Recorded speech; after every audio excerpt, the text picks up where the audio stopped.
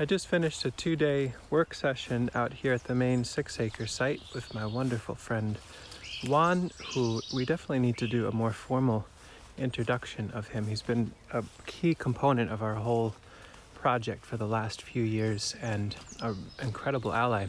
Anyway, so we've been working together for 2 days, and I thought it'd be nice to wander on the far end of the property and just show some updates about some of the production we've been getting into this year. So I'm on my way. Hopefully this will be a compelling video for some folks. It'll be a little bit of a meandering, wandering tour, a longer form tour. One of the key themes that we're working on this growing season is focusing a bit more on food security. I'm not sure how closely folks are tracking the cost of gas and the stability of weather in the West and all these other supply chain issues, but it feels like this is a year to really focus on as much stable food production as possible. And so to that end, we've been working on refining some of our hugel mounds. So here's an area that ultimately someday will be a pond, but for the moment I went through the BCS to loosen the soil and harvested a bunch of nice topsoil from this area and capped these rough sketch hugel mounds. So these all looked kind of like that far pile up to about 2 or 3 weeks ago. Now they have about 8 inches of good soil on top, and they've been sown to a mix of winter squash along all the edges. There's some carrots in the middle that hopefully will tap down and have their needs met in a good way. This bed's got a bunch more winter squash, and we're doing grain amaranth that at some point will need to be thinned out. The tops of these hugel mounds we found over the years trends towards being a lot drier, and amaranth seems a lot more tolerant of that. So you can see the pattern here is winter squash that'll be encouraged to sprawl and spread through the walkways, super weedy walkways filled with valerian and St. John's wort, nice medicines. But we'll have dry tolerant overstory above, sprawling squash on the edges, and same picture again through here. And then in this bed, same basic idea. The green line through the middle is amaranth, which will thin soon enough, and then winter squash to sprawl. We'll probably dig more of this out at some point, do a valerian harvest and transition this. But this will be a pond someday, but my thought was, let's take some soil, cap some of these hugel mounds and get them into production, but not dig so deep that it's starting to hold water. And this way it can be a production space for one more year. Another thing we've been doing is all of our saved seed potato is being planted on the edge of any given bed space so that we can put lawn clippings and hay and compost and get a really nice winter food security crop and maintain the edge of these beds. Those tend to be some of the more challenging parts to maintain. But anyway, this is just one transition that's happening on our way out to the far end of the property. I'm just going to keep heading further west. I'm heading a little bit south and west at this point. You can see valerian is such a dominant element in this landscape. It's pretty wonderful. It smells beautiful right now. At some point we'll need to reduce their numbers a bit, but we're thrilled to have them here at the moment. And cleavers have been doing very, very well for themselves this year. I think they're some of the few plants that truly are uninteresting to deer, and so they're actually helping to protect. I started pulling them earlier in the season, and I realized, wait a minute, wherever we don't pull them, the plants are not getting chewed on by deer. So it's like we've got this vining Velcro keeping the deer away from some areas. Let me head this way. This goes to the north and west. You can see wherever there's compost, there are potatoes. These are just starting to come up. So hopefully we'll get some rain soon. It's starting to trend towards being a little drier than I'd like. But it seems like as long as we've got enough mulch, we should be good. You can see some potato production happening here, kind of in like a woodland glade zone. They're doing really, really nicely. We worked up the soil and got one variety on this side, one on that side. This, throughout the season, as time allows, we'll start digging that out either with the rotary plow at the BCS or probably shovel work, and use that to hill the potatoes on either side. And we'll end up with a little micro depression or a water holding swale in between these beds in the future. And the rest of this area, really weedy looking, but we're learning that that helps keep the deer a little less interested. In and amongst all the weeds, there are gummies and honeyberries and white currants through here, and the more we weed them, the more the deer eat them. So we're just letting it be weedy so we actually have those shrubs. So they seem to be working well. More potatoes. These are planted in just straight deposited hay that was capping a hugel mound back in the day. I think it was last fall or over winter. And winter squash in the middle to sprawl and be trained outward. We probably have planted enough potatoes and winter squash starts that if they were to come to full fruition, it may be upwards in the many thousands of pounds of food. And the idea is we absolutely wouldn't need that, but many other folks might. So it doesn't hurt to leverage the potatoes to establish really good, crisp, clean, weed-free edges of future production beds, and have squash cover hugel mounds and keep the soil on the cooler, more moist side, and get this food security for ourselves and others while we're at it. So potatoes, again, they'll be leaned out and hilled all along the edge. Squash, this is where we deposited about 10 gallons of compost every 3 feet and plugged squash in right away. They're a little slow right now because I think they'll need more water, which we'll bring to them if needed, but hopefully the rains will come and take care of them. But you can see there's a hugel mound that'll be really nice and developed for next year to go in a lot of different directions, but hopefully productive this year. Potatoes on the edge again, squash in the middle. Bunch of debris. These are old leaf bags and logs that we're going to fold into making garden beds by sheet mulching. And now we're out to the far end where we've got some other production happening, so let's take a look at that. Anywhere you see a vertical cage, a 2x4 welded wire ring, has a tree. So we're trying to establish the future long-term successional arc of this space while we're leveraging the available light for other crops in the meantime. So we've got a medlar and some black currants, and then another medlar, Asian pear. There's chestnuts all throughout. So eventually this will be a closed canopy again. This was, up until about 4 or 5 years ago, a closed canopy. I thinned all the Scots pine and European buckthorn in here.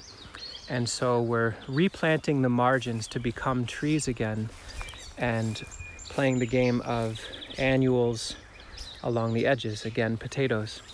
Here we come into some air prune boxes. These are all really luscious chestnuts so far. I don't want to count my eggs until the fall, but it looks like our inventory for fall chestnuts will be very, very luscious. There's about 12 of these 2 foot by 4 foot boxes, each with, I don't know, 150 trees. They're on track to maybe get 2 feet, 3 feet tall by the fall. Some of the other air prune boxes, not nearly as nice. These are peaches that didn't really work out, but we'll get a few. And our cuttings are doing pretty abysmally. But what are you gonna do? I think we can't keep up with their watering needs nearly as much as I'd like. American persimmons just waking up with some nice protection overhead. Really love the simple 2 foot by 4 foot air prune box with a cage on top. I really don't have to worry about squirrels or deer or rabbits. We just have to water them and they tend to do their thing. And we've got water cached here from, believe it or not, we've got couple 100 feet of used garden hose that get from that roof line and our IBC tanks way over there by that Cobb cottage, meandering through. Probably $20 worth of used hoses added together, and so we can fill this up, and that lets us hand water. It gets really feral over here, but still pretty nicely productive. There's some male seaberry that are holding on for dear life, some kale. This is a block of potato onions. We're trying to get their numbers up enough so that eventually we can offer these really hardy perennial storage multiplier onions. So stay tuned for that, probably for fall of next year. We want to make sure we've got enough for ourselves and family and friends to eat this winter, and then as a second we put them on the website as inventory. Get into this wild space again, same thing. The deer come through quite a bit, so the more I leave it really gnarly and feral, there's valerian everywhere and cleavers everywhere, the more the things that we want kind of stay hidden enough. These green, beautiful tufts, those are all Osage orange seedlings. There's probably 300 to 400 in here. You can see where each fruit was. Boom, boom. There's like 40 or so that come out of each fruit. So they might be a little small this fall. Maybe we'll sell smaller ones or we'll size them up for another year. And the rest of this whole bed has hardwood cuttings. These are all leftovers from what we shipped in the spring to folks of blackcurrant and elderberry. So these are rooting along, and you can see this bed is just filled to the brim. So another one that we hope to have lots of numbers for this fall. The amount of food and medicine and support that these plants offer is so important that we hope to be able to offer enough that everyone who wants them can get them. Nice berm of horseradish coming in real strong. And there's our little irrigation pond, definitely dwindling down. We pulled from it for a bit, and then now we stopped because there are frogs that are clearly depending on this water, and there are deer and raccoons coming to get water in the evening. So that's that. This water stays for the wild friends. And we've got that tank nearly full, so we've got a little backup. Elephant garlic production. I showed the other day the fields down the road from us where our neighbor let us farm his landscape there. That's mainly hardneck and softneck. And then these elephant garlic, hopefully, I think we'll have enough to be able to offer seed this fall. And some of these are sizing up to a place that is just like utterly unbelievable. Let's show you this one patch. Some more air prune chestnut boxes, and here's a little overflow of our hardneck garlic, which is doing pretty nicely and has some decent sized stems. Very, very pleased with that. You're doing great, garlic, don't get me wrong, but when you look at what some of these elephant garlic are doing, it's in the realm of stupefying, at least to my eye. So here's a patch. They've got a good 6 to 8 inches between them, and just as an example, got a decently large hand. That's the size of this stalk right now. So I have no idea what size the bulb will actually be, but I could imagine it being, the size of a softball, larger. I don't even know. We'll see. We haven't watered these in a while. We're holding on to the water that we have to make sure the air prune boxes and seedlings get their needs met. This is one huge block of parsnip that overwintered here.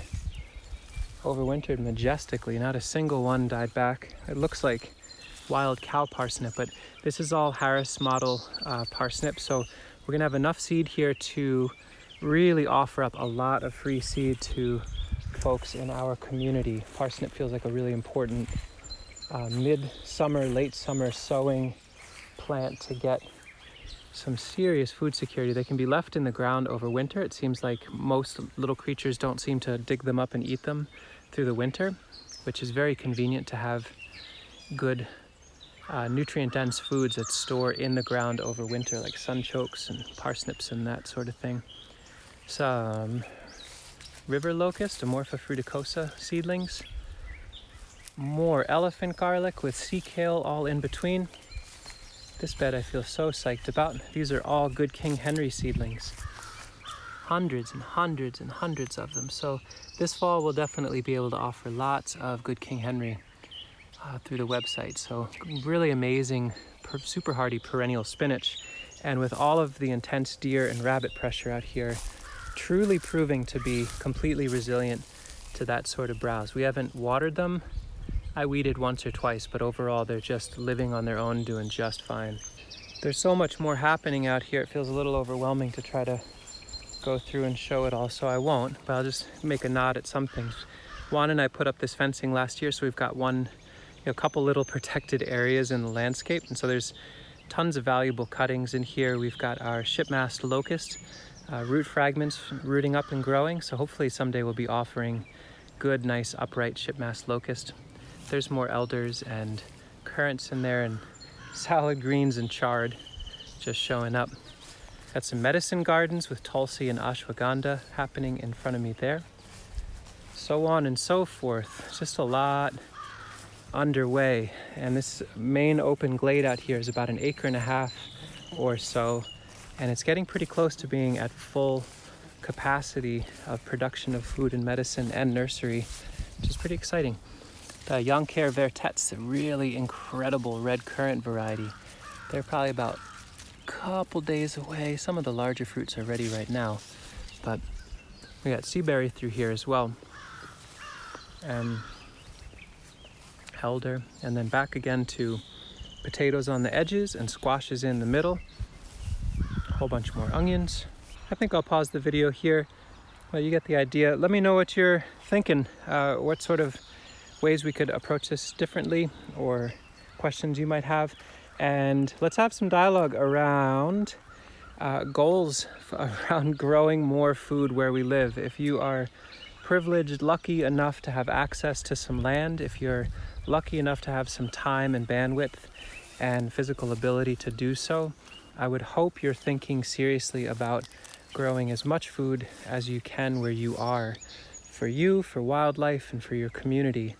It feels like we're coming into some times where the more folks that have the possibility to grow food, the better. So hopefully that's some encouragement. I mean, we're in mid-June, we're getting up to summer solstice, so starting a garden from scratch right now would be a bit of a task, but I don't think it's unreasonable to get rid of some lawn, put in some raised beds, and at least grow some really nice root crops for this fall, just to get a feel for it. Anyway, thanks for watching, and let me know what you think.